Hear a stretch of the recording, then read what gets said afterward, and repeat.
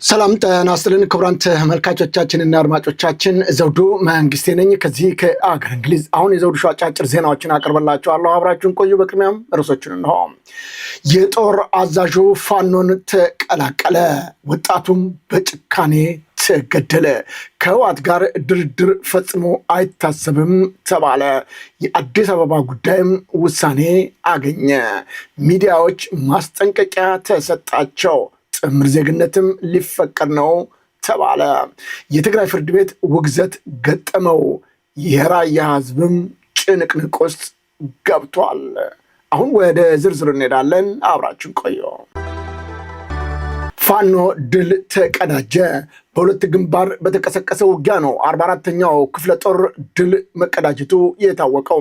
የአማራ ፋኖ ብሔራዊ ንቅናቄ ጎጃም ጠቅላይ ግዛት ቴዎድሮስ ዕዝ 105ኛ ኮር 44ኛ ክፍለ ጦር በሚያስተዳድረው በእንጂባራ ተሊላ ሰከላ ቀጠና በተንቀሳቀሰው አውደ ውጊያ ነው የአገዛዙ ኃይል ቅስም ሰባሪ የሆነ ሽንፈት ያስተናገደው። የእሳት ረመጥ ወደሆነው የ44ኛው ክፍለ ጦር ቀጠና በተንቀሳቀሰው የብልጽግና ወታደሮች ላይ በተከፈተ ውጊያ 105ኛ ኮር 44ኛ ክፍለ ጦር ድል አስመዘገበ።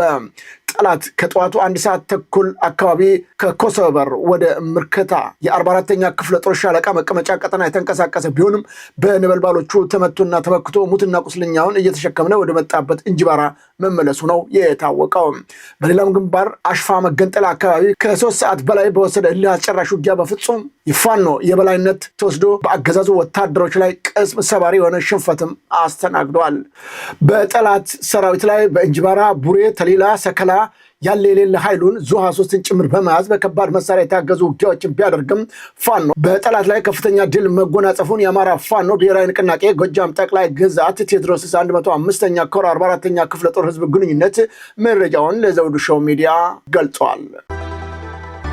የሬጅመንት የጦር አዛዡ ፋኖን ተቀላቀለ። የሬጅመንት አዛዡ የበረኛው ቀስት ዳመና ፋኖ መቀላቀሉ ነው የተገለጸው። አማራን ለማጥፋት ሁለንተናዊ የጥፋት ተግባር እየፈጸመ የሚገኘው የብልጽግናው ስርዓት በአሁኑ ሰዓት በሚፈጽመው እኩይ ተግባር በገዛ ሰራዊቱ ዘንድ እምነትም እያጣ ሰራዊቱ በየቀጠናው በቡድንና በተናጠል እየሆነ ወደ ፋኖ እየተቀላቀለ ይገኛል። ይህም ከፍተኛ ድንጋጤን በብልጽግናው በኩል መፍጠሩ ነው የተገለጸው። በትላንትናው ዕለትም በመከላከያ ሰራዊቱ አጠራር የ10ኛው ክፍለ ጦር 3ኛ ሬጅመንት ዋና አዛዥ የሆነው መቶ አለቃ ውድነህ እጅጉ የበረኛው ቀስት ዳመና ፋኖን መቀላቀሉን ከግንባር በተላከልን መረጃ ለማረጋገጥ ተችሏል። ይህ በእንዲህ እንዳለም የአገዛዙ ሰራዊት አባላት 64ኛውን ክፍለ ጦር መቀላቀላቸውም ታውቋል። ከጊዜ ወደ ጊዜ የመከላከያ ኃይሉን በመክዳት ፋኖን የሚቀላቀለው ቁጥር አሁንም መጨመሩ ነው የተገለጸው። በትላንትናው ዕለትም 2 የአገዛዙ ሰራዊት አባላት 64ኛውን ክፍለ ጦር መቀላቀላቸው ታውቋል። እነዚህም የመከላከያ ጦር አባላቶች 1ኛ ቡሌ ኩምሳ 4ኛ ክፍለ ጦር 1 ጥቁር ክላሽና ከ150 ጥይት ከወገብ ትጥቅ ጋር እንደዚሁም ቦምቦችን፣ 2ኛ ዳሞት ቸርነት ፓራኮማንዶ ኤስኬስ መሳሪያ በመያዝ ሸበል በረንታም መርገጭ ንዑስ ከተማና ንማይ ወረዳን ጠለምት ቀበሌ አገዛዙን ብልሹ አሰራር ተስፋ በመቁረጥ ነው ወደ ፋኖ መቀላቀላቸውን የአማራ ፋኖ ብሔራዊ ንቅናቄ ቴዎድሮስ ዕዝ 201ኛ ኮር 64ኛ ክፍለ ጦር ህዝብ ግንኙነት ለዘውዱ ሾው በላከው መረጃ ለማወቅ ችለናል። በሌላም በኩል በራያ ግንባር በግዳጅ ላይ የሚገኙ የጠላት ብልጽግና ሰራዊትን ከስምሪት ቀጠና በመጥፋት የአማራ ፋኖ ብሔራዊ ንቅናቄ ወሎ በተው አማራ ምኒልክ ዕዝ 102ኛ ኮርም የመከላከያ አባላቶች ፋኖን መቀላቀላቸው ታውቋል። በሰሜን ወሎ ዞን በራያ ቆቦ ወረዳ የጠላት የሰሜን ዕዝ ምስራቅ ዕዝ 1ኛ ኮር 45ኛ ክፍለ ጦር 4ኛ ሻምበል አዛዥና የሰሜን ምስራቅ ዕዝ 802ኛ ኮር 49ኛ ክፍለ ጦር 3ኛ ሻለቃ 2ኛ ሻምበል አባል ከነሙሉ ትጥቃቸው ነው ወደ ምኒልክ ዕዝ ምስራቅ አማራ 102ኛ ኮር መቀላቀላቸው የታወቀው። ከተቀላቀሉት የጠላት ሰራዊት አባላትም 50 አለቃ ጫላ ተኩ የሰሜን ምስራቅ ዕዝ 1ኛ ኮር 45ኛ ክፍለ ጦር 1ኛ ሬጅመንት 4ኛ ሻምበል አዛዥና ሙሉጌታ አስፋው ጥሩነህ የሰሜን ምስራቅ ዕዝ 802ኛ ኮር 49ኛ ክፍለ ጦር 3ኛ ሻለቃ 2ኛ ሻምበል አባል ነው በትላንትናው ዕለት 102ኛን ኮር ፋኖን መቀላቀላቸው የታወቀው። ወደ ፋኖም ከመጡበት የብልጽግና የሰራዊት አባላት መካከል 2 ጥቁር ክላሽንኮቭ መሳሪያ፣ 400 የክላሽ ጥይት፣ 4 F1 ቦምብ እና 6 የክላሽንኮቭ ካዝና በመያዝ ነው የተቀላቀሉት። ሰሞኑን ከራያ ግንባር እስከ ወልዲያ፣ ደሴ፣ ኮምቦልቻ ድረስ በከባዱ ጥረት መንገሱን ተከትሎ በየቀኑ ቢያንስ ከ30 በላይ የሚሆኑ ወታደሮች ከነሙሉ ትጥቃቸው በራያ ግንባር ከስምሪት ቀጠናቸው እየወጡ መሆኑን መረጃዎቹ ያመላክታሉ። ሰራዊቱ በማን ደም የማንን ስልጣን ሊያጸና በሚል ከጠርናፊው በመውጣት እየጠፋ ሲሆን ከፍተኛ አዛዦች እና ጀነራሎች አሰፋ ቸኮልን ጨምሮ የፈረሰውን ጦር እንደገና ለማስተሳሰር እየሞከሩ ቢሆንም ነገር ግን ዛሬ ያስተሳሰሩት ነገ ፈርሶ እያደረባቸው የሚይዙትን የሚጨብጡን እንዳጡ የውስጥ መረጃ ምንጮቻችን ገልጸውልናል። ወጣቱ በከፍተኛ ጭካኔና አረመኔነት በተሞላው ግድያ ተፈጸመበት። በአሸንጌ ወረዳ ነው ዳርጌ ቀበሌ ወጣት ግዛው የተባለ ዜጋ በታጣቂዎች መገደሉ የተሰማው። ግድያው የተፈጸመው ሚሊሻ ከስራ ውሎ ምሽት በ2 ሰዓት ወደ ቤቱ በሚመጣበት ወቅት ጠብቆ እንደነበረ ታውቋል። የተገደለው ወጣት ግዛው ቤተሰብ የሚያስተዳድርና ከራሱ አልፎ ለ12 ዜጎች ስራ ዕድል በመፍጠር ኢኮኖሚ እንቅስቃሴ እንዲፈጥር ድርሻውን እየተወጣ የሚገኝ ታታሪ ወጣት እንደነበረም ተገልጿል። ይሁን እንጂ ይህ ተስፈኛ ወጣት በግፍ ህይወቱ ሲያልፍ ገዳው አካል ግን ምንም አይነት ጥያቄ ከለላ ሳይደረግበት በነፃነት እየተንቀሳቀሰ እንደሚገኝም ነው የታወቀው። በግፍ የተገደሉ ወጣቶችና ቤተሰቦቻቸው ላይ የሚደርሰውን ጫና በአካባቢው በርካታ ንጹሐን ዜጎች በአሰቃቂ ሁኔታ መገደላቸው መረጃዎች ያሳያሉ። ከዚህ በላይም አሳዛኙና አስገራሚ ጉዳይ የተጎጂዎቹ ቤተሰቦች የደረሰባቸውን ሀዘን በነፃነት እንዳይወጡ መከልከላቸው ሌላው አፈናም እንደሆነ ታውቋል። በቅርቡም 3 ወጣቶች በአሰቃቂ ሁኔታ ተጨፍጭፈው ለአውሬ መጣላቸው የተዘገበ ሲሆን የሟቾች ቤተሰቦች የተገደሉት ሽፍታዎች ናቸው ብላችሁ ማስተባበያ ካልሰጣችሁ በእናንተም ላይ እርምጃ እንወስዳለን ተብለው እየተዛተባቸው እንደሚገኙም ነው የአካባቢው ነዋሪዎች እየገለጹ የሚገኙት።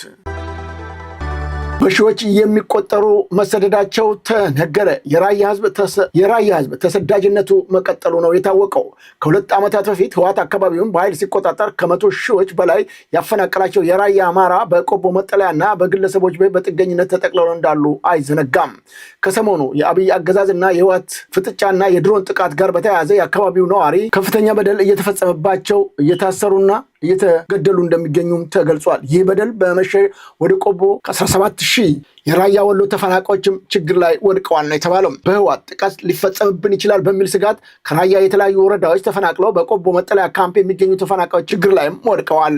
ከ17 ሺህ በላይ ተፈናቃዮች በቆቦ ከተማ ተጠልለው የሚገኙ ሲሆን ከ2 ወር በፊት የተወሰኑ ድርጅቶች ሰብአዊ እርዳታ እየሰጡ የነበረ ቢሆንም አሁን ግን እነዚህ የእርዳታ ድርጅቶች ከአካባቢው በመልቀቃቸው ምክንያት እርዳታና ድጋፍ የሚሹ ወገኖች በረሃብና በህመም አደጋ ውስጥ እንደሚገኙ ታውቋል። ከህወሓት ጋር ምንም አይነት ድርድር ሊደረግ አይገባም ተባለ። በሶማሌ የኢትዮጵያን አምባሳደር ሱሌማን ደደፎ ህወሓት ከውድቀት ለማዳን በድርድር ስም አዲስ ሩጫ መጀመሩን በመጥቀስ መንግስት ከቡድኑ ጋር ምንም አይነት ድርድር እንዳያደርግ አሳስበዋል። ለነዚህም ዋና ዋና ምክንያቶች በሚል አምባሳደር ሱሌማን የተናገሩት ህወሓት በሚለኩሰው ጦርነት ሲሸነፍ ሁልጊዜም በድርድር አመልጦ ዳግም እንደሚደራጅና ህዝብን ለሌላ መስዋዕትነት እንደሚዳርግ ገልጸዋል። በሌላም በኩል ቡድኑ በትኖ መሪዎቹን ለፍርድ ከማቅረብ ውጭ ምንም አይነት ድርድር ሊታሰብ እንደማይገባም በአጽንኦት ነው የተናገሩት። የትግራይ ህዝብ ላለፉት 5 አስርተ ዓመታት ከታገተበትና አፈና ነፃ የመውጣት በሰላም የመኖር መብቱ ሊረጋገጥ እንደሚገባም ገልጸዋል። አምባሳደሩ የምክክር ኮሚሽኑ በ8 አጀንዳዎች ላይ ስምምነት መድረሱ ተገለጸ። በ500 ተሳታፊዎች የተደራጀው 8ቱ የስራ ቡድኖች በአገራዊ ምክክር አጀንዳ ላይ ተመካክረው አብዛኛው ተግባብተው ፈርመዋል ነው የተባለው። እነዚህም ዋና ዋና ነጥቦች የተደረሱ ስምምነቶች በሰላም ግንባታ፣ በሃይማኖት፣ በሙስና፣ በመንግስት አደረጃጀት፣ በሀገር ግንባታ፣ በፌዴራል ከተሞች፣ በሰብአዊ መብት እና በኢኮኖሚ ጉዳዮች ላይ ስምምነት የተደረሰ ሲሆን አዲስ አበባ በተመለከተ በብርቱ አከራካሪ የነበረው የአዲስ አበባ ህጋዊ አቋምን በተመለከተ ወደ ስምምነት መደረሱም ታውቋል። ቀጣዩ እርምጃ የቡድኖች ምክር ሀሳቦች ተቃርኖ እና ድግግሞሽ እንዳይኖራቸው ለሚያመጣው ቡድን ተላልፈው ስራ መጀመሩን የብሔራዊ ምክክር ኮሚሽን ምክትል ኮሚሽነር ሂሩት ገብረስላሴ ገልጠዋል። ለሚዲያዎች ማስጠንቀቂያ ተሰጠ። የኢትዮጵያ መገናኛ ብዙሃን ባለስልጣን ፈቃዳቸው የታገዱ ወይም የተሰረዙ ሚዲያዎች የንግድ ፈቃዳቸውን ወዲያውኑ የሚዘጋበት አዲስ አሰራር ከ11 መንግስታዊ ተቋማት ጋር በመቀናጀት መዘርጋቱን አሳወቀ። የባለስልጣኑ ዋና ዳይሬክተር ወይዘሮ ሃይማኖት ዘለቀ ከዚህ ቀደም ፈቃድ የተሰረዘበት ሚዲያ በንግድ ቢሮ በኩል ስላልተዘጋ ይሰራ ነበር፣ አሁን ግን ወዲያውኑ ይዘጋል ነው ያሉት። ህገወጥ ሚዲያ ኦፕሬት እንዲያደርግ በፍጹም አይፈቀድም፣ ከፍትህና ከጸጥታ አካላት ጋር የተናበበ እርምጃ ይወሰዳልን ብለዋል። ያልተመዘገቡ የበይነመረብ ወይም ኦንላይን ሚዲያዎች ስርዓትን ለማስያዝ የአዋጅ ማሻሻያ ተዘጋጅቶ ለምክር ቤት መቅረቡንም ገልጠዋል። በሐሰተኛ መረጃና በስም ማጥፋት በሚሰሩ ላይ አስተዳደራዊ እና ህጋዊ ተጠያቂነትን ህራር ሲሉም ተናግረዋል። በኢትዮጵያ ጥምር ዜግነት እንዲፈቀድ ስምምነት ላይ ተደረሰ። የግል መገናኛ ብዙሃን በገለልተኛ ቡድን እንዲስተዳደሩ ስምምነት ላይ ተደርሷልም ነው የተባለው። በኢትዮጵያ ጥምር ዜግነት ለጊዜው እንዳይፈቀድ ወደፊት ግን የሀገሪቱ ነባራዊ ሁኔታ እየታየ ውሳኔ እንዲሰጥበት የተቋሙ ግንባታ የህግ የበላይነትና ሰብአዊ መብቶች አጀንዳ ላይ የ500 ቡድን ተመካካሪዎች መግባባት ላይ መደረሳቸው ታውቋል። በውጭ የሚኖሩ ኢትዮጵያውያን ወይም ዲያስፖራ ጉዳይ በጥምር ዜግነት መብት እውቅና ሌሎች ጉዳዮችን በንጹሃን አደረጃጀት እየቀረቡ ሲሆን የጣምራ ዜግነትን የመምረጥና የመመረጥ መብት ኢትዮጵያ አሁን ከደረሰችበት እድገት ደረጃ አኳያ ሙሉ ለሙሉ ከተሰጠ ለአገራዊ ሉዓላዊነት አዳጋች እንደሚሆንና ወንጀል ሊስፋፋ ስለሚችል ለጊዜው ሳይፈቀድ እንዲቆይ ሆኖ ወደፊት ግን ተጨባጭ ሁኔታዎች እየታዩ የሚፈቀድበት ሁኔታ እንዲኖር የሚያስችል ምህዳሩ ክፍት እንዲሆን በምክረ ሀሳብ ደረጃ መግባባት ላይ መደረሱም ታውቋል። የትግራይ ፍርድ ቤት ውግዘት ገጠመው። በመቀሌ ከተማ በዘውዱ ሀፍቱ ላይ የጾታ ጥቃት ፈጽመው በገደሉ 2 ተከሳሹ ላይ ተላልፎ የነበረው የዕድሜ ልክ እስራት ውሳኔ ተሽሮ በነፃ መሰናበታቸውን 9 የሲቪል ማህበራቶችን ማስቆጣቱ ታወቀ። ማህበራቱ በጋራ በሰጡት መግለጫ የፍርድ ውሳኔው መለወጥ ዘውዱን ለሁለተኛ ጊዜ እንደ መግደል ይቆጠራልም ብለዋል።